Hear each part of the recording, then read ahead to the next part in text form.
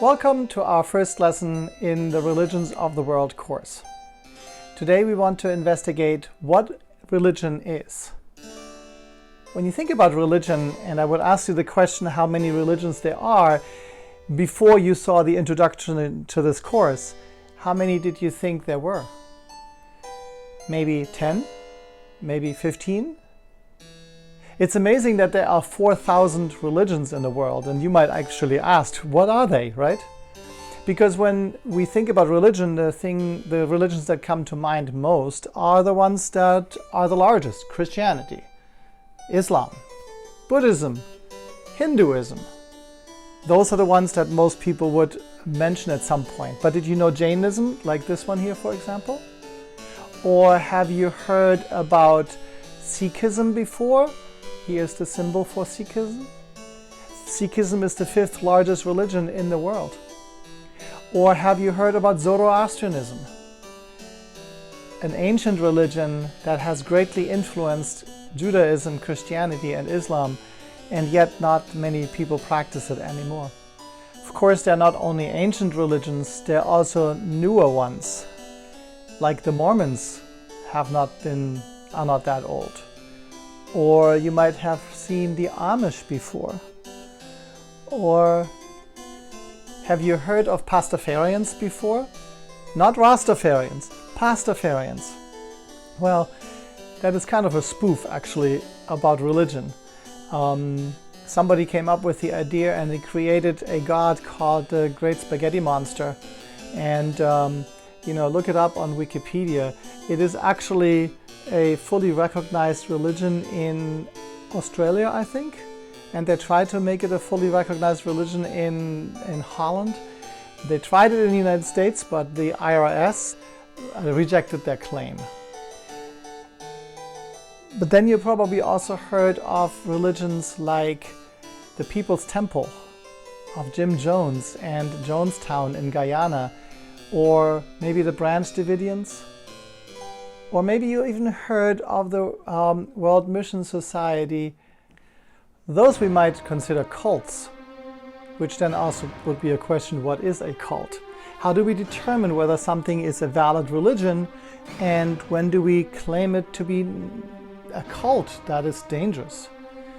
Well, there is a good way to recognize whether something is actually a cult by the BITE model. Cults are usually controlling behavior of their worshippers or adherents. And so BITE stands for behavior control, information control, thought control, and emotional control. People that are in a cult oftentimes feel like they have been sucked in at some point, and that they can't really extract themselves very easily anymore, and oftentimes are damaged afterwards.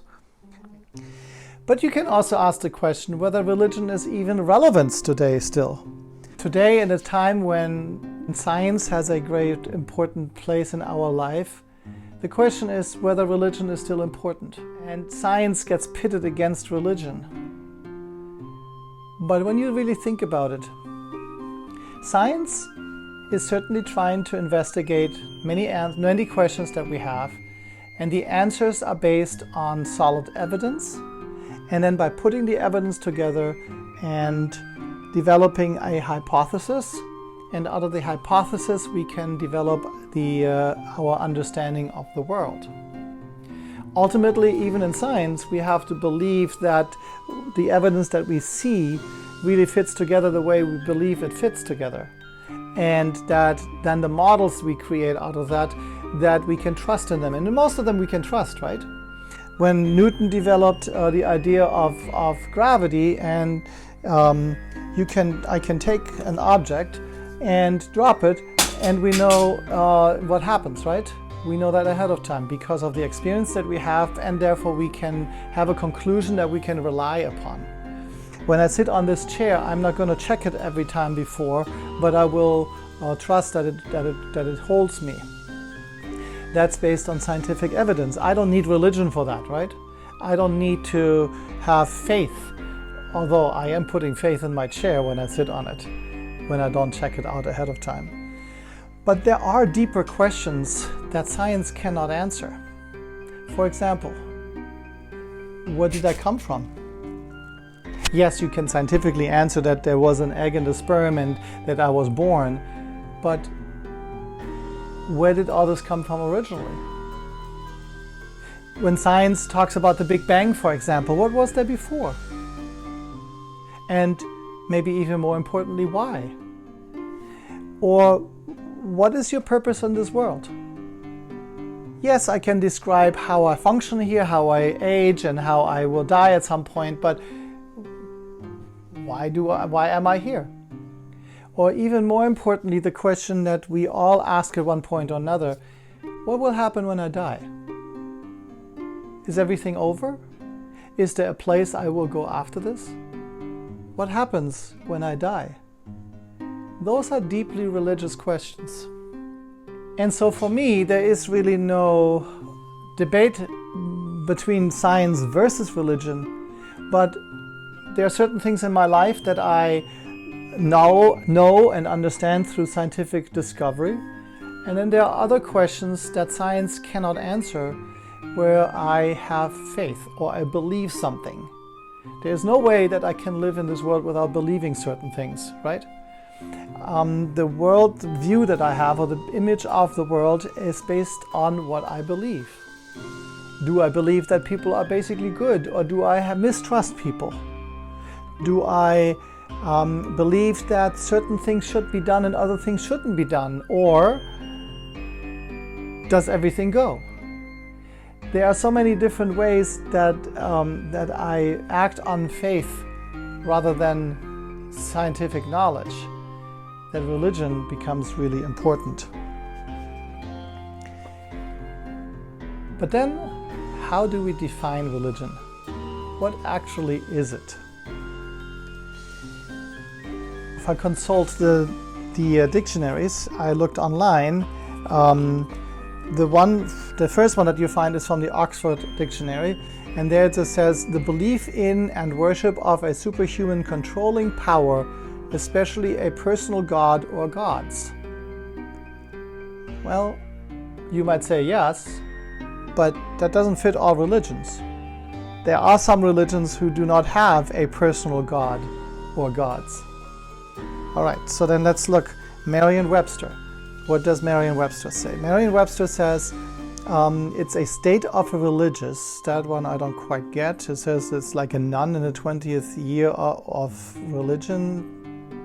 I don't know what that actually is supposed to mean. But then here it says the service and worship of God or the supernatural. And second would be commitment or devotion to religious faith or observance. Then it also says a personal set or institutionalized system of religion, attitudes, beliefs, and practices. Or it says a scrupulous conformity, or a cause, principle, or system of beliefs held to with ardor and faith.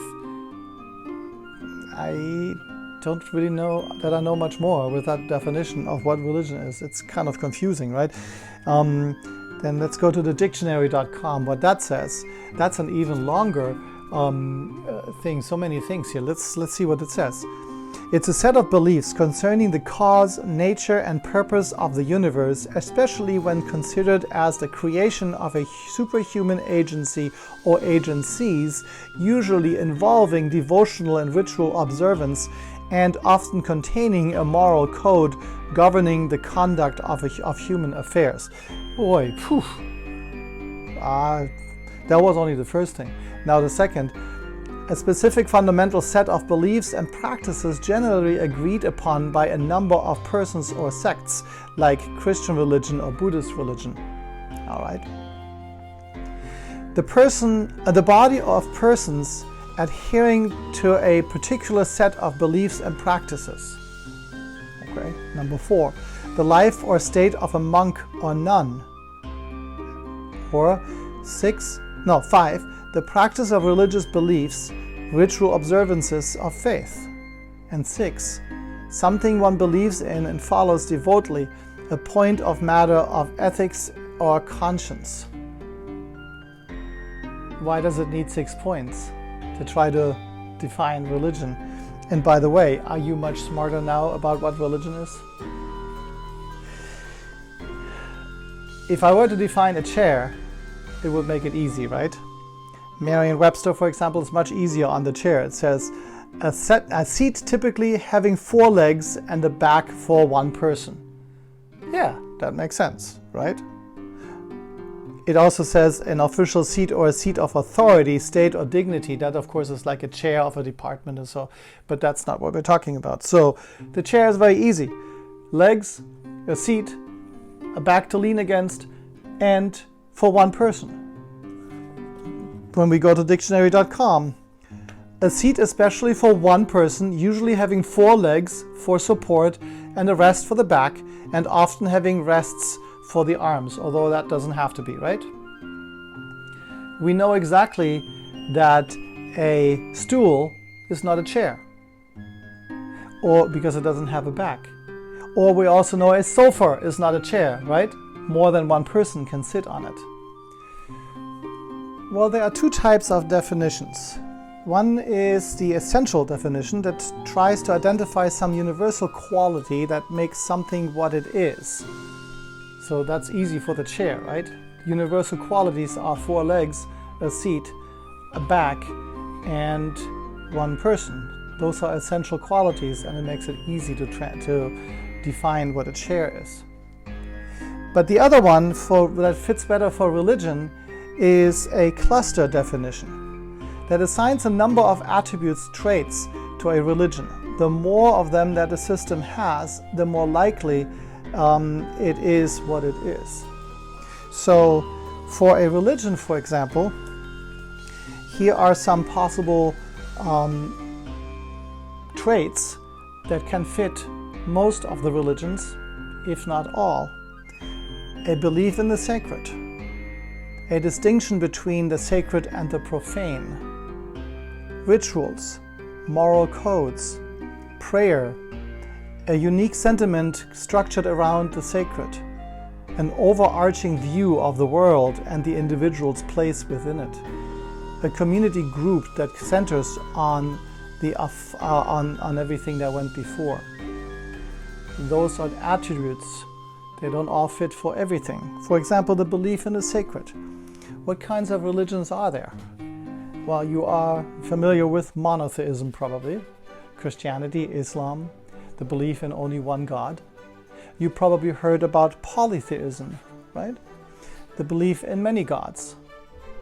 And we can identify certain religions with that. Maybe even a religion that is non-theistic. There are religions that do not believe in any particular god, like Buddhism, for example, a non-theistic religion. Or you might have heard about pantheism. Pantheism is the belief that gods are everywhere and inside every living thing. That's pantheism. But have you heard of henotheism before? It is belief that there are many gods, but you are compelled to pray to only one God, and that you are not supposed to venture off to other gods while you are adhering to your God. Or then there are agnostics, right? You know what an agnostic is? Someone who doesn't really know whether there is a God or not. Someone who keeps their options open and keeps the possibility for the existence of God open, but is not making a commitment. And then, of course, there are atheists who definitely believe that there is no God.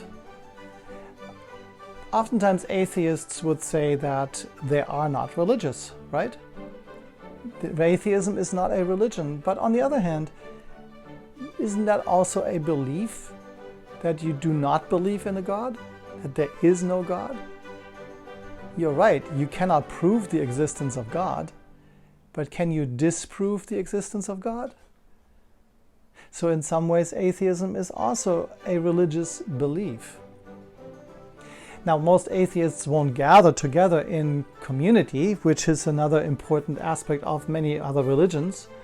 So the aspect of gathering together and practicing certain rituals and things like that, that wouldn't be part of atheism, even though it is a belief. But that could then lead us to ask the question, what is the difference between religion and philosophy? Doesn't philosophy also deal with, in some ways, with beliefs? The difference between religion and philosophy would be that religion answers all those questions out of faith, by believing a set of things, and philosophy has the mandate that you have to have reason behind it, that you have to prove your point. And if you can disprove your point, then your philosophy is not valid. All in all, as we get started on this adventure through the 11 religions that we will touch on in this course, let us make sure we do one thing. Let us not laugh about somebody else's belief. Let us not say mean things about somebody else's belief, because they may do the same about what we believe. Watch this little cartoon for a moment. What is it that you see?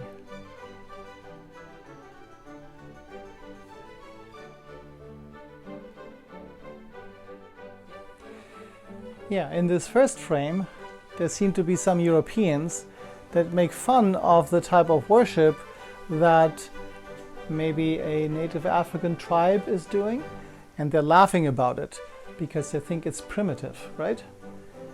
But then, as we move on with this little cartoon, there we have the natives doing the same thing about the European colonizers, because they are praying to a body on the cross.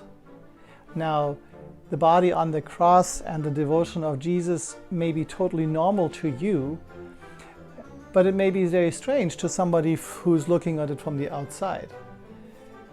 And then ask yourself the question, what seems to be totally normal to you, that you fall down to pray to a body on the cross because you believe that Jesus is the Son of God, it is just as unreasonable in some ways, based on faith, as it might be to fall down to a totem pole and to worship the spirits that might be in that. And so, because of that, let us be open to what we learn in this class. Nobody has to believe anything specifically here. This is an investigation of the faiths and beliefs around the world. No one is saying that you have to believe every single thing. And so, let's start our course.